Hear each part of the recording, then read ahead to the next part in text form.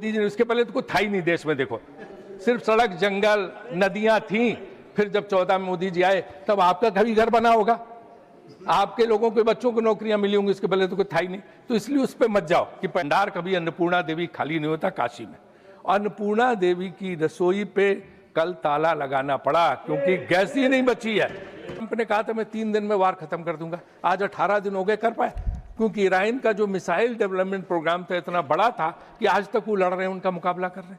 अरे मुझे तो याद है कि 10 रुपए भी बढ़ते थे तो अब मंत्री जो बाद में हमारी बहन जी हैं, आपको याद होगा स्मृति ईरानी जी, बहुत लोग सड़क पर सिलेंडर लेके बैठ जाते थे। ये क्या जरूरत पड़ गई कि हमें जाके अपने आप को समर्पित करना पड़ा? हम उस ब्लॉक में शामिल हो रहे हैं और एक एक जहाज को निकलवाने के लिए फोन करना पड़ रहा।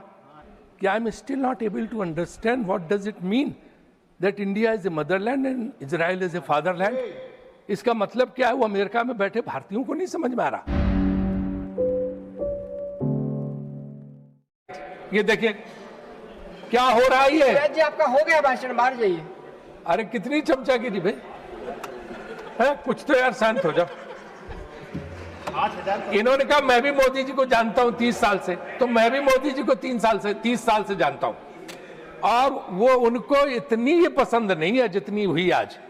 और इसीलिए आप आज मेरी समझ में आया कि आज तक मोदी जी ने जो उन्हें भाषण अच्छा लगता है उसकी ट्वीट करके तारीफ करते हैं, लेकिन शिवराज जी की तारीफ आज तक नहीं की उन्होंने, जबकि इतना लंबा चौड़ा ये भाषण देते हैं। उनके आज कम से कम 200 बार उन्होंने नाम लिया होगा और ऐसा कर दिया कि 2014 के पहले इस देश में कुछ हुए नहीं था, न बिजली खंबे थे, न बिजली थी, कुछ प्रगति हुई नहीं थी, न रेल थे, न ग्रामीण विकास हुआ था, न सड़क हुआ था, कुछ भी नहीं। यानी देवगौड़ा जी भी सुनते रहे कि वो भी 1 साल प्रधानमंत्री थे, उनके जमाने में कुछ नहीं। अटल जी भी प्रधानमंत्री थे, उनके जमाने में कुछ नहीं हुआ। बस सब 2014 के बाद ही हुआ। कमाल है। शिवराज जी ने भी आज क्या भाषण दिया, आप लोग तालियां बजा रहे। अरे कुछ तो समझाओ। तो माननीय निर्मला जी नहीं है, मुझे लगता है वित्त मंत्रालय के वित्त राज्य मंत्री जरूर होंगे, तो अपना भाषण शुरू करता हूं कि वित्त मंत्रालय का ये विनियोग विधेयक जो कि एक औपचारिकता है, ये जो है जो अतिरिक्त राशि लेना होता है, जो कि करीब 1 लाख, जो 2,18,000 करोड़ के करीब 2,81,000 करोड़ 200 जो है गवर्नमेंट ने सैंक्शन लिए है। हालांकि इसमें सिर्फ जो है उन्होंने 36,000 करोड़ का जो है चार्ज एक्सपेंडिचर दिखाया, लेकिन ये परंपरा होता है। और मेरा ही मानना है कि वित्त मंत्रालय को ध्यान देना चाहिए कि जो पैसा दे रहे हैं उसकी जो है उसका पूरा डिटेल भी, विस्तार भी जो है उस मंत्रालय से जरूर लेना चाहिए। वो कुबेर की तरह होता है वित्त मंत्री, और कुबेर का काम सिर्फ पैसा देना नहीं है, ये भी पता लगाना है कि वो कैसे खर्च होता था। जो काम योजना आयोग पहले करती थी, लेकिन अब वो पूरी तरह से नहीं हो पा रहा क्योंकि योजना आयोग खत्म हो गया और वित्त मंत्रालय को देखना चाहिए। जैसे उनकी उदाहरण के लिए डिफेंस मिनिस्ट्री, रक्षा मंत्रालय, कल उन्होंने भी जिक्र किया था, शक्ति सिंह जी ने भी इसका, रक्षा मंत्रालय पे जो खर्च है, तो अब आप ये कोई जो है उसके मामले में ये देखना पड़ेगा, नई रणनीति बनानी होगी। हमारा मेजर एक्सपेंडिचर आर्मी पे है, लेकिन पिछले युद्ध में आपने देखा कि 1 इंच भी मूवमेंट जो है आर्मी का नहीं हुआ। सारा युद्ध आसमान में लड़ाई कर, सारा युद्ध जो है आज जो चाहे ऑपरेशन सिंदूर हो, सिर्फ आसमान का युद्ध था, मिसाइल्स का युद्ध था, ड्रोन का युद्ध था। और इसी तरह जो है आज इजराइल और अमेरिका का जो ईरान में चल रहा, वो भी मिसाइल्स का युद्ध है, ड्रोन का युद्ध है। तो स्ट्रेटजी बदलनी पड़ेगी, हमें अब फोकस वहां करना पड़ेगा, मिसाइल डेवलपमेंट प्रोग्राम बनाना पड़ेगा। ट्रंप ने कहा था मैं 3 दिन में वार खत्म कर दूंगा, आज 18 दिन हो गए, कर पाए? क्योंकि ईरान का जो मिसाइल डेवलपमेंट प्रोग्राम था इतना बड़ा था कि आज तक वो लड़ रहे हैं, उनका मुकाबला कर रहे हैं।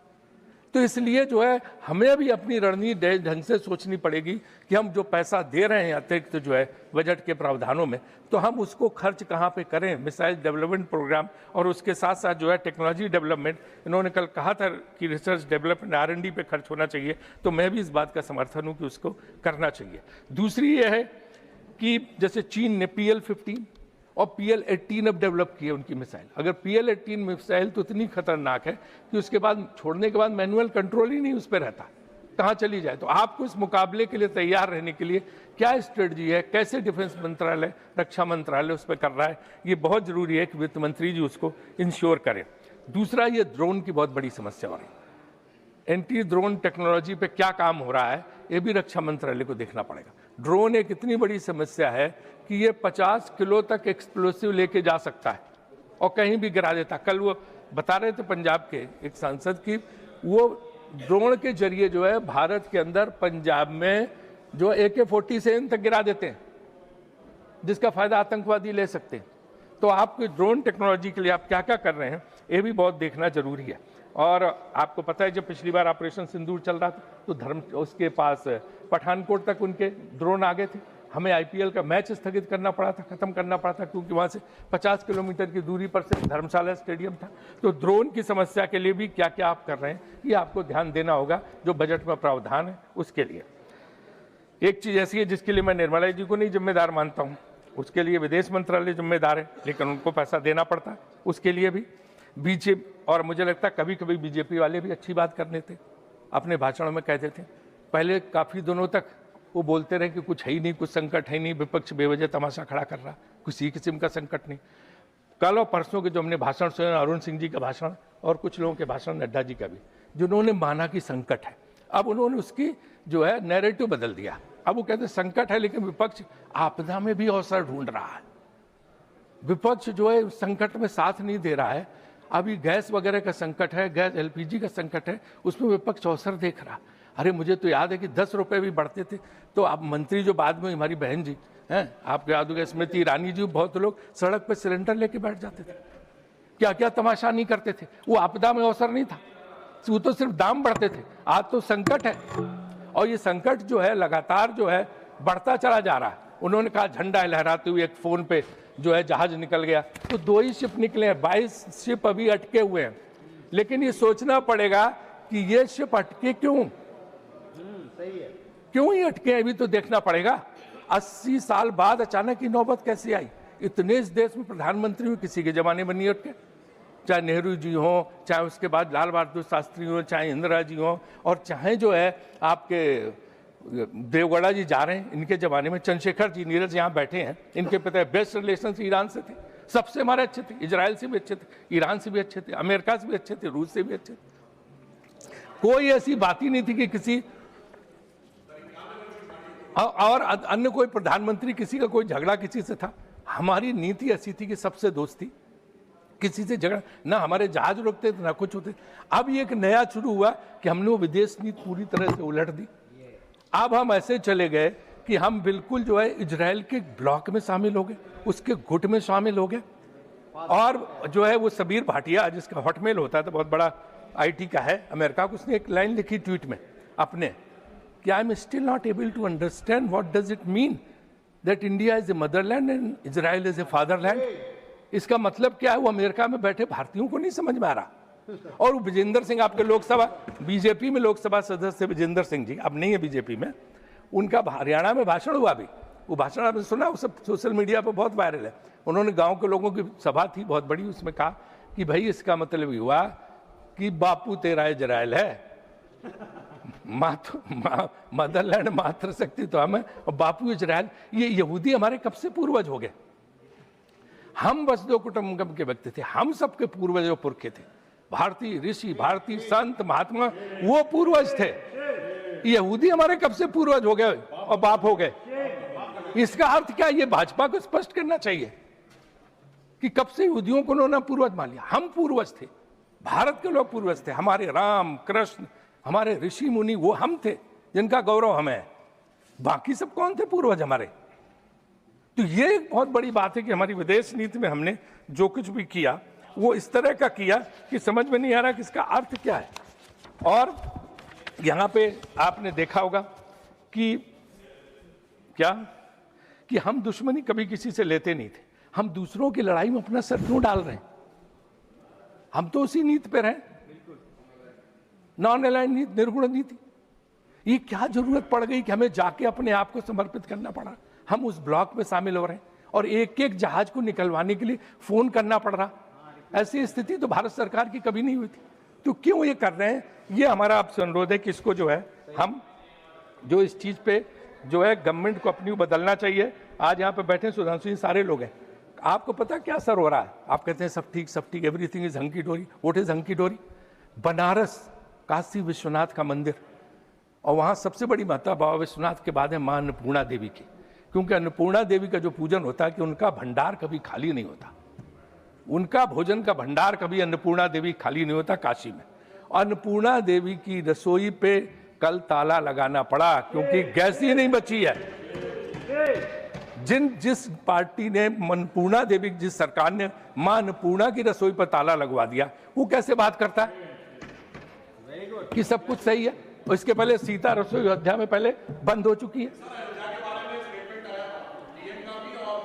डीएम से तो आप स्टेटमेंट दिलाते, अब मेरा टाइम मत लीजिए। डीएम का स्टेटमेंट तो डीएम तो वही कहेगा जो सरकार कहेगी, लेकिन इसके जो है मां अन्नपूर्णा के उसमें जो मुख्य पुजारी उनका बयान आया, मैं आपको वीडियो यहाँ सबमिट कर दूंगा कि कैसे वहां पे वो बंद हो गया। तो ये देखना चाहिए।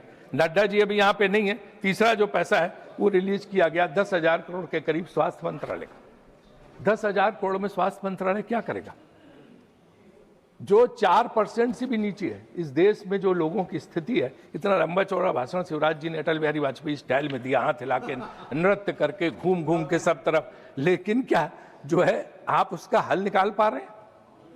आयुष्मान भारत के बारे में बोल रहे थे, आयुष्मान भारत का क्या हाल है? पहले दिन ही गरीब से पूछते हैं आयुष्मान भारत कार्ड है? प्राइवेट हॉस्पिटल में जैसे ही जाता है वो कहता कि जैसे उनको पता था है बस 2 दिन में 5 लाख का बिल उसी से निकाल के काट दिया।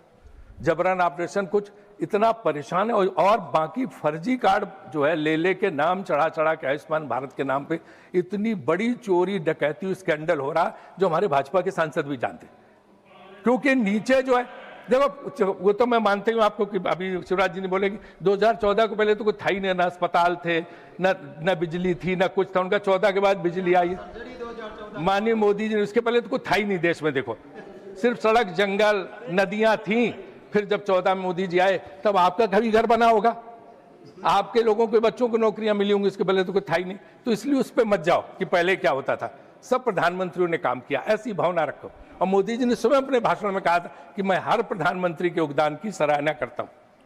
तो इसलिए उसी पर कायम रहो। ये ज्यादा जो है इस चक्कर में, खुश करने के चक्कर में वो खुश नहीं होते हैं, मैं भी उनको जानता हूं। तो इसलिए जो है आप लोग उसमें बीच में टोका टाकी मत करें। हाँ, तो आयुष्मान भारत का इनको देखना पड़ेगा। हम मानते हैं कि योजना अच्छी है, सब जगह पैसा जाना चाहिए, लेकिन उसका भयानक दुरुपयोग हो रहा, वो एक स्कैंडल में तब्दील हो चुका है। और लोग पूछते रहे, और ये जितने प्राइवेट हॉस्पिटल्स हैं उनका जबरदस्त जो है शोषण कर रहे हैं लोगों का। तीसरी, पब्लिक हेल्थ पे क्या खर्च है?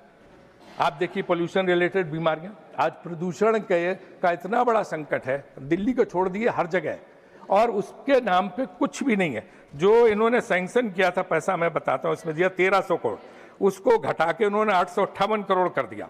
और सिर्फ जो है 6 करोड़ 20 लाख, 16 करोड़ 20 लाख जब यूटिलाइजेशन की बात आई तो सिर्फ 14% जो है यूटिलाइज हुआ है। और राजधानी दिल्ली में जो उन्होंने एनसीएपी का फंड दिया था उसका भी बहुत कम जो है खर्च हुआ, जहां सबसे बड़ा संकट है।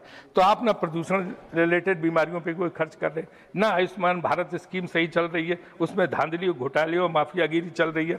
और इसके बावजूद दूसरी तरफ जो नए आंकड़े, कारपोरेट का प्रॉफिट 22.3% बढ़ गया है, 22.3% हो गया है, लेकिन रोजगार सिर्फ 1.5% बढ़े।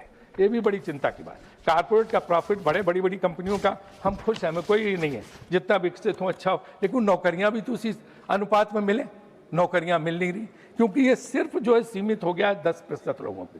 10% कारपोरेट हाउस, बड़े जो घराने हैं, धनी लोग हैं। 58% नेशनल इनकम उनके पास है, सिर्फ 10 जो है बड़े घरबाने, बड़ी कंपनियों के पास। और यहाँ नरेंद्र मोदी जी बैठे हैं, वो तो जानते हैं, गुजरात के ही हैं, उनसे ज़्यादा हम क्या बताएं, उनको सारी चीज़ पता है। और जहाँ तक वेल्थ की बात है, सो 10% के पास 65% जो है संपत्ति है, बाकी में पूरे 6.4% में बाकी व्यापारी और उद्योगपति है। ये भी बहुत चिंताजनक आंकड़ा है, जिस पर वित्त मंत्री जी को अपना ध्यान आकृष्ट करना होगा। इसके बाद एक चीज़ मैंने उस दिन भी उठाई 0R में, आज भी मैं उसको कहना चाहता हूँ कि फसल बीमा योजना ये किसानों के लिए, ये भी एक बहुत बड़ा स्कैंडल बन गया। आप अच्छी नीयत से आपसे पैसा देते हैं, सरकार उसमें योगदान देती है, यहाँ से पैसा दिया 2% 3% के करीब किसान को देना पड़ता, जो उसके खाते से भी लोग काट लेते हैं, जो प्राइवेट इंश्योरेंस कंपनी वाले हैं, लेकिन उसको पैसा नहीं मिलता। कई किसानों को उसमें फसल बीमा के मुआवजे के रूप में 10 रुपये, एक में 1 रुपये, एक में 30 रुपये, एक में 100 रुपये आए, और जबकि उससे योगदान ले लिया और सरकार से भी योगदान ले लिया। ये मैं कोई सरकार की आलोचना नहीं कर रहा हूँ, सिर्फ मार्केटिंग, सिर्फ जो है मॉनिटरिंग की जरूरत है कि जो प्राइवेट कंपनियां, किसान कितना भी कहता रहे, उनके ऊपर जो है इसका फर्क नहीं पड़ता। 4 लाख हेक्टेयर 9.47 मिलियन हेक्टेयर खेती में फसल का नुकसान हुआ है। और पीएम किसान योजना भी 63,000 करोड़ पे अटकी है और किसान को वही 6,000 रुपये मिल पा रहे हैं जो किसान योजना के तहत मिलता है। लेकिन जो फसल बीमा योजना में उसमें जो है ये देखना पड़ेगा कि जो ये कंपनियां, बीमा कंपनियां, वो कितना जो है उनको किसानों को दे रही हैं। उनकी किस्त तो ले लेती हैं, सरकार से भी पैसा ले लेती, लेकिन किसानों को नहीं मिलता। तो इसलिए इस तरफ भी हमें ध्यान देना होगा कि कैसे हम जो है किसानों को फसल बीमा योजना को सुधार को उस पर करें। तीसरा है कि रुपया बहुत गिर रहा। पहले था कि रुपए को हमने देश की इज्जत से जोड़ दिया था, वो हमने नहीं जोड़ा था। आप ही लोगों ने कहा था मनमोहन सिंह का मजाक बनाने के लिए कि जितनी उनकी उम्र हो गई वहाँ पे रुपया पहुँच गया। जब 40 रुपए का $1 था तब भी उनका मजाक बनाया गया कि देश का अपमान हो रहा। आज तो 93 रुपए पर पहुँच गया। तो किसकी उम्र से हम जोड़ें इसको और किस देश की इज्जत से जोड़ें इसको कि 93 रुपए पर पहुँच गया। तो ये जो है हमेशा आलोचना करने के पहले सोचना चाहिए कि हम भी इसको कभी जो है देख सकते हैं, कभी हमारे ऊपर भी आफत आ सकती है। अभी शिवराज जी कह रहे थे कि आपने मनरेगा पे इतना खर्च किया, हम इतना खर्च कर रहे हैं। वो नहीं देखते कि तब मनरेगा 6 साल के लिए मान लो उसमें उतना पैसा, और दूसरे क्या होगा भविष्य में अगली सरकार इससे ज़्यादा करेगी। ये तो नियम है। नेहरू जी के ज़माने में इतना पैसा था, इतना खर्च हुआ। इसका जितने प्रधानमंत्री धीरे धीरे बढ़ता गया। अटल जी के 6 साल को कंपेयर करोगे खर्च करने में ग्रामीण विकास पे तो बहुत कम आएगा।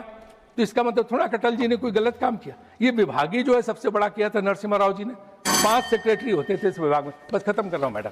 तो इसलिए इस बात पे हमें देखना पड़ेगा कि कैसे हो। एक अच्छा सुझाव उसमें है कि पोस्ट ऑफिस के लिए भी पैसा इन्होंने स्वीकृत किया। पोस्ट ऑफिस, डाकखाने हमारी पुरानी धरोहर और संपत्ति होते थे, उनका कोई इस्तेमाल नहीं हो रहा।